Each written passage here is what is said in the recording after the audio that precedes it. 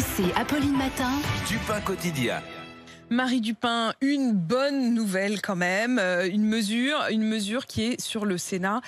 Pardon, je sais pas pourquoi j'étais sur les... Non mais en fait je pensais qu'on allait parler du prêt à taux zéro pour les voitures. On va en parler. Hein, on va en parler. Et ça c'est une bonne nouvelle. Ouais, et ça, alors, ça fait plaisir aux j'avais prévu d'en parler automobilistes. plutôt en fin de chronique, mais on peut commencer par ça. Moi Il n'y j'aimais a bien pas de les choses. problème.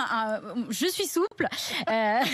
Donc il y a quand même une bonne nouvelle qui Ouais, est l'aide pour aider les automobilistes à acheter une voiture propre. Voilà, alors vous savez, cette semaine, le Sénat examine le projet de loi climat et résilience. C'est un texte qui a déjà été examiné par l'Assemblée nationale et qui prévoit notamment la mise en place des zones à faible émission dont on a beaucoup parlé. Et effectivement, les sénateurs examinent le texte cette semaine et ont aussi prévu, du coup, un peu pour compenser finalement la mise en place de ces zones à faible émission qui va obliger beaucoup d'automobilistes à envoyer à la casse leur vieille voiture, de mettre en place un nouveau prêt, une nouvelle aide. Il y a déjà la prime à la conversion.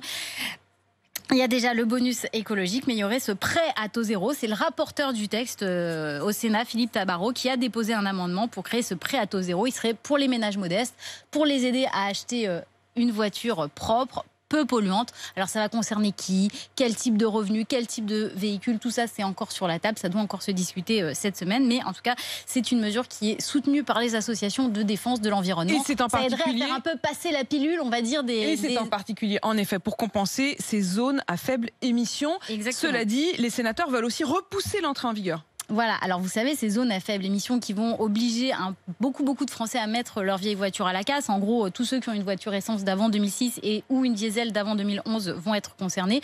Ces mesures, ces zones à faible émission, elles doivent rentrer en vigueur normalement en 2025. Ça, c'est ce qu'ont adopté les sénateurs. Mais les associations d'automobilistes sont très remontées. Le patron de 40 millions d'automobilistes à qui je parlais hier me menace carrément d'un mouvement de gilets jaunes puissance 10 à cause de la mise en place de cette mesure. Du coup, les sénateurs sont bien sous pression et ils ont proposé là de repousser à 2030 l'entrée en vigueur de la mesure de 5 ans.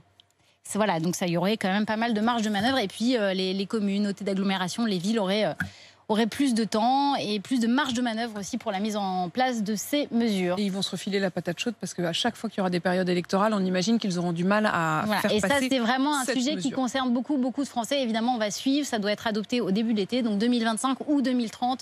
Évidemment, ça va encore évoluer. On va vous tenir au courant. Je compte sur vous, Je m'en suis Marie. pas si mal sortie finalement. Très bien. 7h24.